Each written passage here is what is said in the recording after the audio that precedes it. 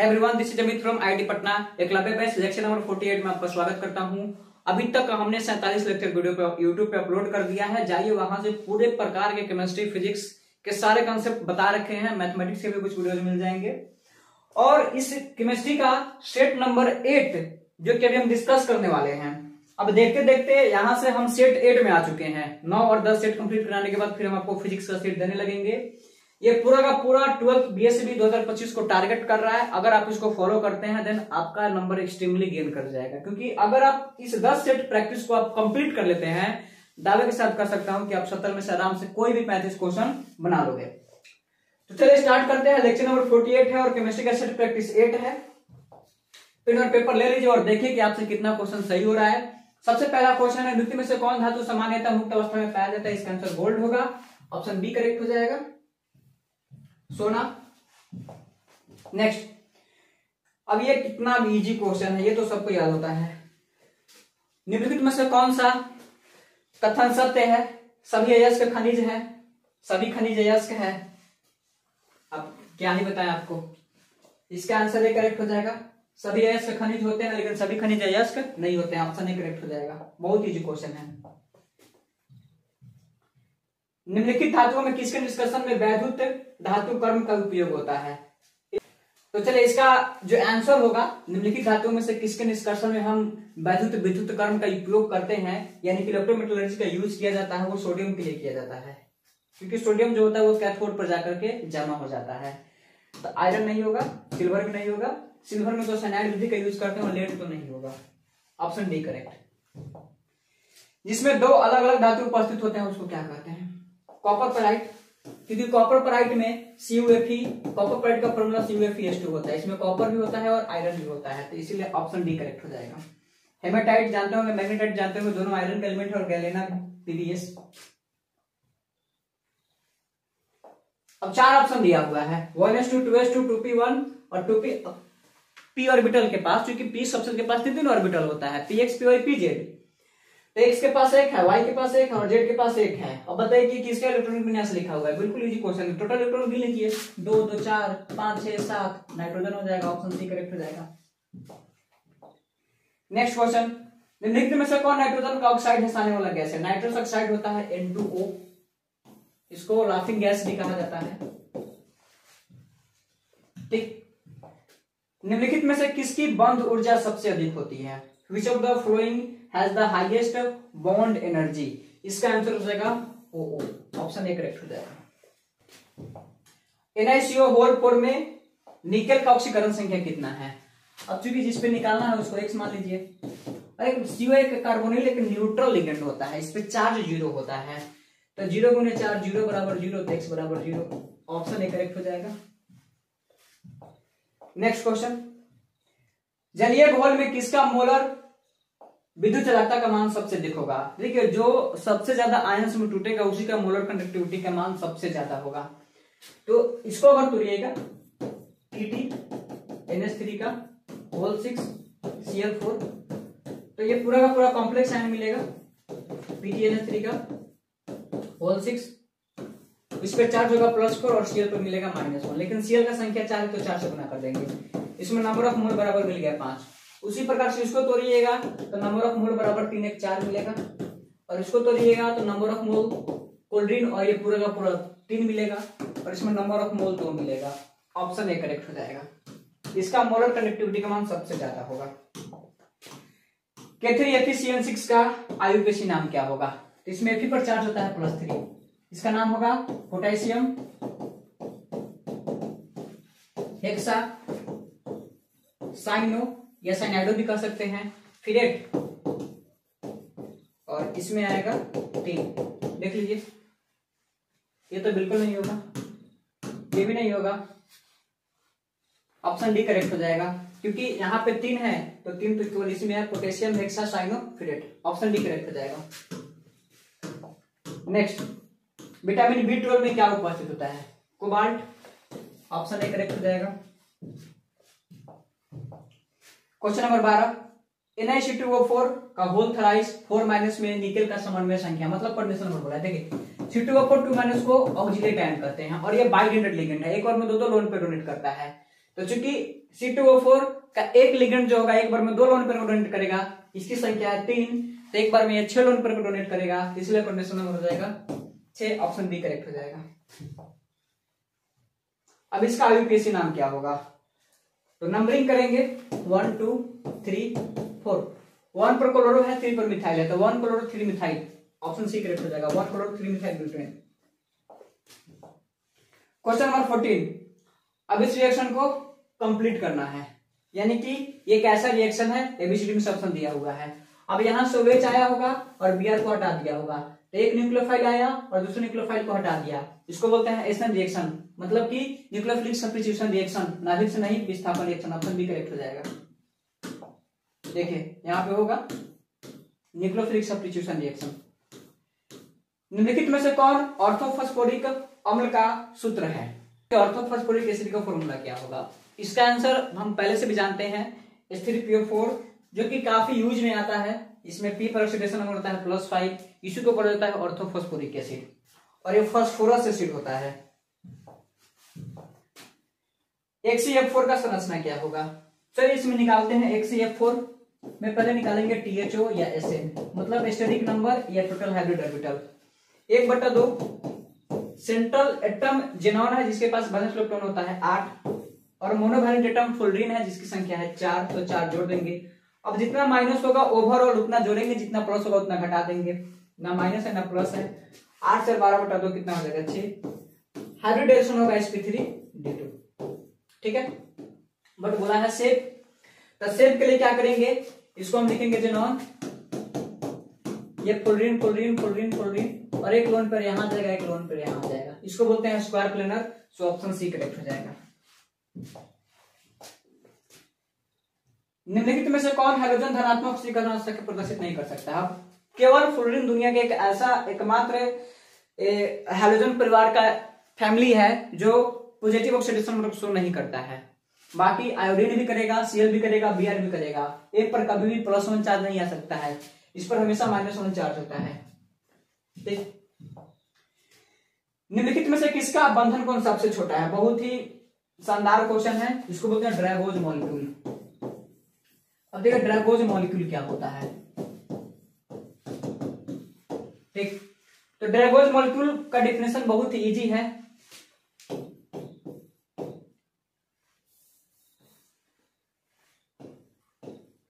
जब हाइड्रोजन के साथ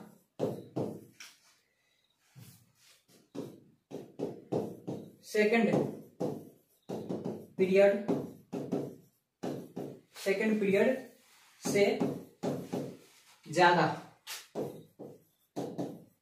वाले तत्व यौगिक बनाते हैं तब उसे ड्रैगोज मॉलिक्यूल कहा जाता है। जैसे H2O ड्रैगोज मॉलिक्यूल नहीं है, क्योंकि H2O जो है उसमें ऑक्सीजन सेकंड पीरियड का है। H2O के बाद हम H2S के पास आएंगे तो सल्फर थर्ड पीरियड का मिलेगा। तो ये जो H2S है ये ड्रैगोज मॉलिक्यूल है, H2SC भी है, H2TE भी है। अब इसमें सबसे छोटा बॉन्ड एंगल क्या होगा, तो ड्रैगोज मॉलिक्यूल का खासियत होता है, क्या है खासियत सो देखिएगा। स्ट्रक्चर बनाएंगे oxygen hydrogen hydrogen lone pair, यहां रहेगा लोन पेयर, सल्फर है हाइड्रोजन हाइड्रोजन, यहां पर लोन पेयर और यहां भी लोन पेयर, सेलेनियम है हाइड्रोजन हाइड्रोजन लोन पेयर, उसी प्रकार से टेलुरियम है हाइड्रोजन हाइड्रोजन, ये लोन पेयर रहा और ये भी लोन पेयर रहा। अब दो लोन पेयर की वजह से इसमें रिपल्सन बहुत भारी भरकम होता है, इसीलिए इसका बॉन्ड एंगल करीब करीब 5 डिग्री कम हो जाएगा। तो इसका बॉन्ड एंगल होता है करीब करीब 104 डिग्री के आसपास, क्योंकि आइडियल बॉन्ड एंगल टेट्राहेड्रल का sp3 जब हाइब्रिडेशन हो जाएगा तो ideal bond angle 109 degree 28 minute का होता है, और चूंकि एक जो लोन पेयर होता है वो करीब करीब 2.5 डिग्री बॉन्ड एंगल को कम करता है। लेकिन यही रूल इसमें लागू नहीं होगा, इसका जो बॉन्ड एंगल होगा अप्रोक्सीमेटली 90 डिग्री के आसपास होने लगता है। मतलब देखिए कितना बॉन्ड एंगल में कमी आ गया, एकाएक इतना ज्यादा बॉन्ड एंगल में कमी आना, इसीलिए इसको बोलते हैं ड्रैगोज मॉलिक्यूल। और इसका बॉन्ड एंगल ज्यादा होता है, अप्रोक्सीमेट मैं 90 बोल रहा हूं, मतलब 91 92 93 पॉइंट समथिंग के आसपास होता है, ये 93 पॉइंट समथिंग के आसपास होगा, ये 92 समथिंग के आसपास और 91 समथिंग के आसपास। इसमें सबसे छोटा बॉन्ड एंगल किसका होगा, इसका होगा। तो ऑप्शन डी करेक्ट हो जाएगा। नेक्स्ट, निम्नलिखित में से किसमें अयुग्मित इलेक्ट्रॉनों की संख्या ज्यादा है? मतलब कि अब चेक कीजिए किसमें अनपेयर्ड इलेक्ट्रॉन सबसे ज्यादा होगा। Mg+2, तो मैग्नीशियम 12 होता है, नियॉन 10 तक हो जाएगा, और 10 यानी कि 2p6 इसका कंप्लीट हो गया। 3s2, अब चूंकि इस पे +2 चार्ज है, ये नियॉन हो गया, और 3s 0 हो जाएगा, इसमें अनपेयर्ड इलेक्ट्रॉन 0 हो जाएगा। इसके पास है ही नहीं, 2 इलेक्ट्रॉन था, वो दोनों गायब हो गया। और चूंकि ये दोनों था, ये तो पेयर्ड ही था पहले से। Ti+3, अब टाइटेनियम का परमाणु संख्या 12 होता है, ऑर्गन 18, उसके बाद 3d4, अब +3 है तो 3d1 यानी कि इसके पास 1 इलेक्ट्रॉन हो जाएगा। वेनेडियम पर +3 है तो वेनेडियम 23 होता है, ऑर्गन 3d5, अब 3 इलेक्ट्रॉन ले जाना है तो 3d2 हो जाएगा, यानी कि इसके पास अनपेयर्ड इलेक्ट्रॉन 2 हो गया।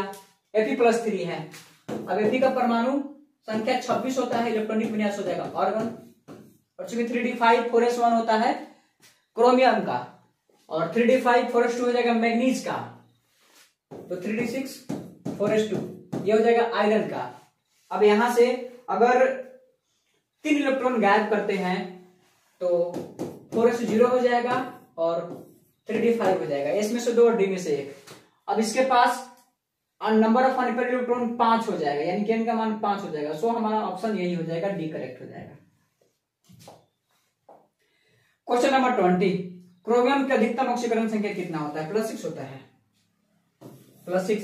एक तो K2Cr2 वो 7 में हो जाएगा, जिसको पोटेशियम डाइक्रोमेट आयन कहते हैं, पोटेशियम डाइक्रोमेट कहते हैं, और एक होता है CrO5 में, जिसको बटरफ्लाई स्ट्रक्चर कहते हैं। इसका स्ट्रक्चर ऐसे बनेगा, ये बटरफ्लाई स्ट्रक्चर होता है, यहां पर भी +6 चार्ज होगा, इसलिए ऑप्शन डी करेक्ट हो जाएगा। Cu+2 में अयुग्मित इलेक्ट्रॉनों की संख्या कितना होगा? चलिए देख लेते हैं। कॉपर एक्सेप्शन है, ऑर्गन 3d10 4s1, अब +2 है मतलब 3d9 हो जाएगा, एक s और इसमें से चला जाएगा। अब भरिए इसको, 1 2 3 4 5 6 7 8 9, 1, ऑप्शन बी करेक्ट हो जाएगा। नेक्स्ट, सम प्रासरणी बिलियन डैश के बराबर होते हैं, तो दोनों का मोलर सांद्रण आपस में बराबर होते हैं, इसीलिए उसको आइसोटोनिक कहा जाता है।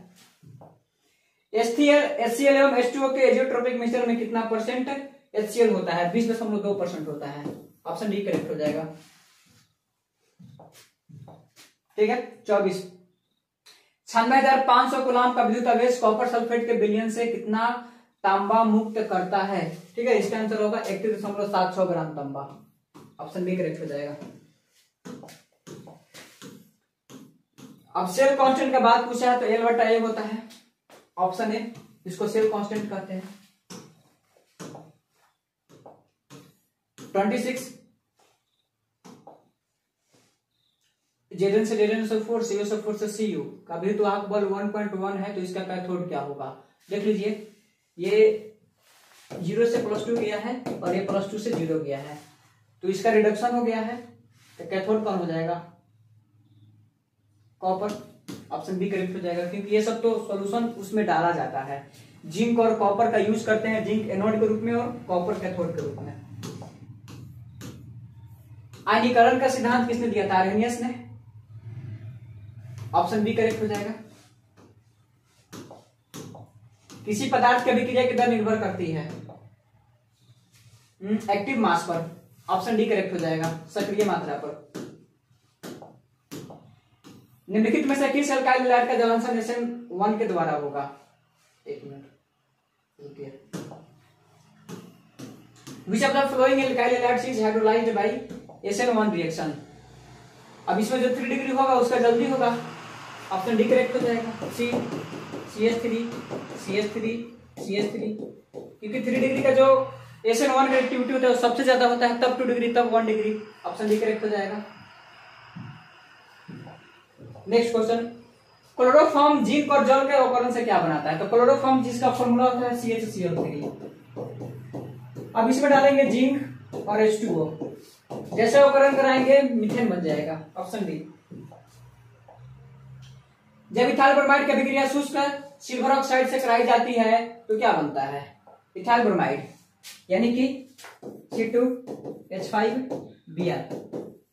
अब सिल्वर ऑक्साइड से कराया जाएगा, Ag2O से कराया जाता है, तो क्या बनेगा? तो जैसे इसका रिएक्शन कराएंगे सिल्वर नहीं ब्रोमोइथेन का रिएक्शन, यानी कि इथाइल ब्रोमाइड का रिएक्शन Ag2O मतलब कि सिल्वर ब्रोमाइड, और ये ड्राई होना चाहिए। अब जैसे रिएक्शन कराएंगे फटाक से हमें यहाँ पे डाइइथाइल ईथर मिल जाता है, ठीक है। तो इसका आंसर ऑप्शन ए हो जाएगा, diethyl ether, option A correct हो जाएगा। नेक्स्ट, लुकास रिएजेंट क्या कहते हैं? कॉन्क H2SO4 और कहां गया एनहाइड्रस ZnCl2 और कॉन्क HCl, एनहाइड्रस ZnCl2 और conc HCl, option B correct हो जाएगा। इसको लुकास रिएजेंट कहा जाता है। ब्यूटेन टू ऑल है, अब चूंकि ब्यूटेन है तो कार्बन 4 होगा, 1 2 3 4, और दूसरा नंबर कार्बन पर OH ग्रुप है। अब जिस कार्बन पर OH लगा हुआ है इसका डिग्री 2 है, इसीलिए हो जाएगा सेकेंडरी अल्कोहल ना, secondary alcohol, option B correct हो जाएगा। निम्नलिखित में से कौन टर्शियरी अल्कोहल है? देख लीजिए, ऑप्शन बी करेक्ट, ये टर्शियरी अल्कोहल है, ये तो अल्कोहल ही नहीं है। नेक्स्ट, अब इसका आईयूपी से क्या नाम होगा? नंबरिंग करेंगे 1 2 3, 2 methyl 1 propanol, option A correct हो जाएगा, 2 मिथाइल 1 प्रोपेनॉल। एसिटिक अम्ल निम्नलिखित में से किसके साथ एसिटाइल क्लोराइड नहीं बनाता है? तो एसिटिक अम्ल CH3COOH किसके साथ एसिटाइल क्लोराइड नहीं बनाएगा? मतलब कि CH3 C++O Cl का निर्माण किसके साथ नहीं करेगा, ठीक है। तो SOCl2 जिसको डार्जन रिएजेंट कहा जाता है, PCl5 है, PCl3 है, और PCl5 ऑक्सीडाइजिंग एजेंट की तरह बिहेव करेगा, लेकिन एस्टिक एसिड C++OH, यहां पे C++O और ये Cl है, यहां पर यही ऑप्शन ए करेक्ट हो जाएगा, क्योंकि ये ऑक्सीडाइजिंग एजेंट की तरह बिहेव करेगा, PCl5, ऑप्शन ए करेक्ट हो जाएगा। चलिए अब देखते हैं क्वेश्चन नंबर 37। अच्छा क्वेश्चन है, एसिटामाइड होता है, एसिटामाइड क्या होता है? तो पहले एसिटामाइड का फॉर्मूला लिख लेते हैं, CH3 C++O NH2 को एसिटामाइड कहते हैं। ये देख सकते हैं ना, तो इसके ऊपर पॉजिटिव चार्ज है, नहीं इसके ऊपर नेगेटिव चार्ज है, पोटेशियम होता है, न्यूट्रल कंपाउंड। अब ये कैसा अमीन है? देख लीजिए, डायरेक्ट दिख रहा है, नाइट्रोजन जिस कार्बन से जुड़ा हुआ उस कार्बन का डिग्री 3 है, टर्शियरी अमीन, ऑप्शन सी। मिथाइल अमीन को क्लोरोफॉर्म और अल्कोहलिक एक्वेज के साथ गर्म करने पर क्या बनता है? मिथाइल आइसोसाइनाइड बनता है, ऑप्शन डी करेक्ट हो जाएगा, और इसको बोलते हैं कार्बिल अमीन रिएक्शन। नेक्स्ट, निम्नलिखित में से कौन सबसे अधिक क्षारीय है? सर्वाधिक क्षारीय, जो जल्दी लोन पेयर देगा वही सबसे अच्छा बेस कहलाएगा। अब ये ऑप्शन ए में है बेंजीन रिंग, इस पे NH2 ग्रुप लगा हुआ है, एनिलीन कहते हैं, इसका लोन पेयर रेजोनेंस में बीजी हो जाएगा, ये बिल्कुल करेक्ट नहीं है। अब आइए, अब यहाँ पे दो बेंजीन रिंग है, इसमें लोन पेयर और बीजी होगा, इसमें और ज्यादा रेजोनेंस आएगा। अब यहाँ पे C2H5 है और यहाँ पे C2H5 का होल ट्वाइस NH है, नाइट्रोजन के साथ 2 हाइड्रोजन है और C2H5 यानी कि ये प्लस आई शो करेगा, और इसके पास लोन पेयर होता है, और यहाँ पे C2H5, यहाँ भी C2H5 और यहाँ पर H है। अब ये प्लस आई और ये भी हो गया प्लस आई, इधर दोनों तरफ से सपोर्ट मिल रहा है, तो यहाँ पे लोन पेयर जल्दी डोनेट होगा, ऑप्शन डी करेक्ट हो जाएगा। नेक्स्ट, प्रोटीन की हेलिकल संरचना निम्न में से किसके द्वारा अस्थायी होता है? Hydrogen bonding, option D correct हो जाएगा। नेक्स्ट, निम्नलिखित में से कौन कीटोहेक्सटोज है? फ्रुक्टोज, कीटोहेक्सोज, हाँ फ्रुक्टोज हो जाएगा, ऑप्शन बी करेक्ट हो जाएगा, कीटोहेक्सोज। निम्नलिखित में से कौन प्रथम कोटि की अभिक्रिया नहीं है? ये रिएक्शन बार बार आता है, इसका आंसर बी होगा। ये फर्स्ट ऑर्डर रिएक्शन नहीं है, बाकी सब फर्स्ट ऑर्डर रिएक्शन है। किसी द्वितीय कोटि की अभिक्रिया का वेग स्थिरांक की इकाई क्या होता है? तो अगर किसी रिएक्शन का ऑर्डर n है तो उसका ऐसा यूनिट होता है रेट कांस्टेंट का मोल के पावर 1 माइनस n लीटर के power n minus 1 into second inverse. चूंकि यहाँ पे बोला है द्वितीय कोटि मतलब कि ऑर्डर का मान 2 लेना है, तो मोल के पावर 1 माइनस 2 लीटर के पावर 2 माइनस 1 सेकेंड इनवर्स, यानी कि mole inverse litre second inverse, mole inverse litre second inverse. Option C correct हो जाएगा, mole inverse litre second inverse. ठीक। किसी अभिक्रिया का वेग समीकरण dx बटा dt बराबर, अब लिखा हुआ है यहाँ पर पावर में 1/2 1/2 अभिक्रिया का कोटि क्या है, 1/2 और 1/2 दोनों को जोड़ दीजिए, 1 हो जाएगा, ऑप्शन डी करेक्ट हो जाएगा। नेक्स्ट क्वेश्चन, फ्रेंडलिप के अधिशोषण सप्ताह के अनुसार, ये बहुत इंपॉर्टेंट क्वेश्चन है और क्लब बैच में फ्रेंडलिप आइसोथर्म पे आपको वीडियो में मिल जाएगा। x बटा m बराबर k इंटू पी के पावर 1/n होता है, ऑप्शन ए करेक्ट हो जाएगा। m का मतलब होता है मास और x मतलब होता है कितना मास एब्जॉर्ब हुआ, और k कोई कांस्टेंट है, p का मतलब होता है प्रेशर और n का मतलब होता है number of mole. Next question, दूध क्या है? तो दूध जो होता है वो जल में परिक्षेपित वसा होता है, ऑप्शन ए करेक्ट हो जाएगा, फैट डिस्पर्स्ड इन वाटर। निम्नलिखित में से कौन लायोफिलिक कोलाइड नहीं है? Which of the following is not a lyophilic colloid? ठीक है, गम होगा इसका answer, option D correct. Haber विधि द्वारा अमोनिया के उत्पादन निम्नलिखित में से किस उत्प्रेरक का उपयोग होता है? Fe+MO, option B. विटामिन जो खून को स्कंदित होने में मुख्य भूमिका निभाता है उसको क्या कहते हैं? A vitamin which plays a vital role in the coagulation properties of blood is, blood को कोगुलेटिंग प्रॉपर्टीज में विटामिन के करता है, ऑप्शन डी करेक्ट हो जाएगा।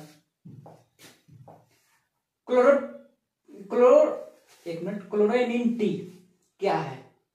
तो क्लोरोइनिन टी जो होता है ये डिसइंफेक्ट होता है, ऑप्शन ए करेक्ट हो जाएगा।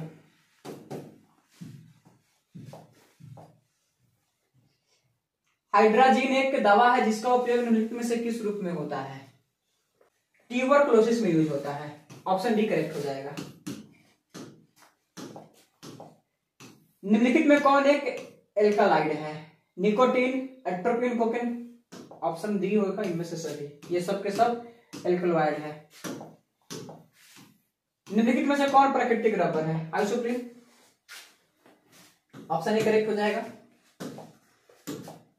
नेक्स्ट, एक कच्चा पदार्थ जो नायलॉन बनाने में प्रयुक्त होता है, adipic acid and hexamethylene diamine, option C correct हो जाएगा। CF2 डबल बॉन्ड CF2 किसका मोनोमर है? टेफ्लॉन, ऑप्शन ए करेक्ट हो जाएगा। नेक्स्ट क्वेश्चन, ये हीरा किस प्रकार का है? ये हीरा आयनिक है, कोवैलेंट है, मेटालिक है, क्रिस्टल है? हीरा जो होता है ये कोवैलेंट क्रिस्टल होता है, इसको नेटवर्क सॉलिड भी कहते हैं। चलिए क्वेश्चन नंबर 58 को देखते हैं। सोडियम क्लोराइड द्रावा की संरचना क्या होगा? अब सोडियम क्लोराइड जो होता है ये एफसी के जैसा होता है, देख लीजिए, फलक केंद्रित घनाकार यानी कि face centred cubic, answer option B हो जाएगा। नेक्स्ट, निम्नलिखित में से कौन रावाहीन ठोस है? Which of the following is an amorphous solid? Amorphous कौन होगा? हीरा क्रिस्टल है, ग्रेफाइट भी क्रिस्टल है, सोडियम क्लोराइड भी क्रिस्टल होता है, ऑप्शन डी करेक्ट हो जाएगा जो कि एमॉर्फस सॉलिड होता है। अष्टफलक यानी कि octahedral void is surrounded by how many spheres? Octahedral void का कोऑर्डिनेशन नंबर पूछा है, इसका आंसर हो जाएगा ऑप्शन ए, इसका 6 आंसर होता है। ऑक्टाहेड्रल वॉइड जो है इसका कोऑर्डिनेशन नंबर कितना हो जाएगा? 6 हो जाएगा, ऑप्शन ए करेक्ट। नेक्स्ट 61, किसी विलयन के साधन को व्यक्त करने के लिए कौन सा तरीका तापमान पर निर्भर नहीं करता है? देखिए मोलारिटी जो होता है वो तापमान पर निर्भर करता है, जहां कहीं पर भी आयतन आएगा उसमें चार्ल्स बॉयल्स का नियम लगेगा और वो ताप पर निर्भर करेगा, ऑप्शन डी मोलारिटी है जो कि तापमान पर निर्भर नहीं करता है। ठीक, निम्नलिखित में से कौन राउल्ट के नियम से धनात्मक विचलन दर्शाता है?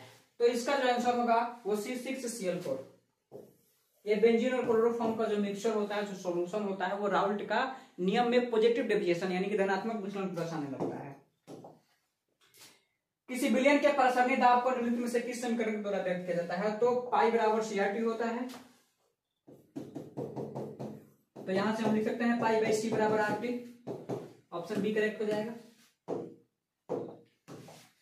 नेक्स्ट, निम्नलिखित में से किसकी अभिक्रिया के लिए एल्काइल हैलाइड से कराने पर ईथर बनता है? ये क्वेश्चन ठीक ऊपर आया था। एल्काइल हैलाइड में जैसे आप सिल्वर ऑक्साइड डालिएगा, Ag2O डालिएगा, वो भी ड्राई होना चाहिए, तब जाकर के ईथर मिल जाएगा। अब देखिए यहाँ पे आर्द्र भी लिखा हुआ है, लेकिन यहाँ पे ड्राई होगा, इसका शुष्क। Option A.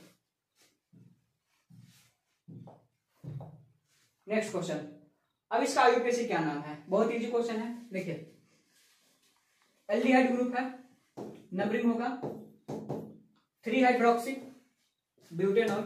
Option B correct हो जाएगा। ब्यूटेनॉल होना चाहिए। देखिए ब्यूटेनॉल होता है, butanol 3 hydroxy butanol. Next, formalin का व्यापारिक नाम क्या होगा? देखिए 40% मिथेनॉल के जलीय घोल को फॉर्मेलिन कहा जाता है। ऑप्शन सी करेक्ट हो जाएगा। नेक्स्ट क्वेश्चन, एक एल्डिहाइड को ऑक्सीकरण से क्या मिलता है? एल्डिहाइड को जैसे आप ऑक्सीडाइज कराइएगा क्या मिलेगा? एल्डिहाइड 1 डिग्री अल्कोहल मिलेगा। अब चूंकि अल्कोहल केवल लिखा है तो ऑप्शन ए हो जाएगा। क्लोरोटोन बनता है जब क्लोरोटोन बनता है जब क्लोरोफॉर्म की विक्रिया होती है। तो क्लोरोफॉर्म का जब रिएक्शन फॉर्मल्डिहाइड से होता है तब जाकर के क्लोरोटोन बनता है। ऑप्शन ए करेक्ट हो जाएगा। संतृप्त मोनोकार्बोक्सिलिक अम्लों का सामान्य सूत्र है। देखिए ये थोड़ा सा कंफ्यूजन वाला क्वेश्चन है, क्योंकि जो एसिड होता है, जैसे कैस्टिक एसिड ले लेते हैं, इसका फॉर्मूला होता है ऐसे। इसको आप कैसे लिखते हैं? CnH2n+1 COOH लिखते हैं। CnH2n+1 COOH नहीं, COOH, संतृप्त मोनोकार्बोक्सिलिक अम्ल।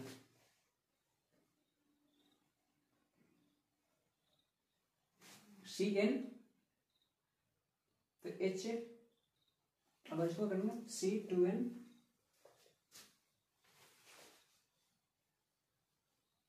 The general molecular formula of saturated monocarboxylic acid. CN और H2N, CnH2nO2। Option C correct हो जाएगा। CnH2n और O2। ये तो बहुत इजी क्वेश्चन है। फॉर्मिक एसिड और फॉर्मल्डिहाइड के बीच में कैसे अंतर स्पष्ट किया जाता है? टॉलरेंस टेस्ट से किया जाता है। ऑप्शन सी करेक्ट हो जाएगा। तो देखते देखते हमने 8 केमिस्ट्री का सेट आपके सामने रख दिया है। होप सो आपको पूरा का पूरा अच्छे से समझ में आया होगा। बस 2 केमिस्ट्री का सेट और आपको मिल जाएगा, फिर पूरा का पूरा फिजिक्स पे हम सेट पे प्रैक्टिस करने लगेंगे। तो मिलते हैं नेक्स्ट वीडियो में, तब तक ऑल द बेस्ट।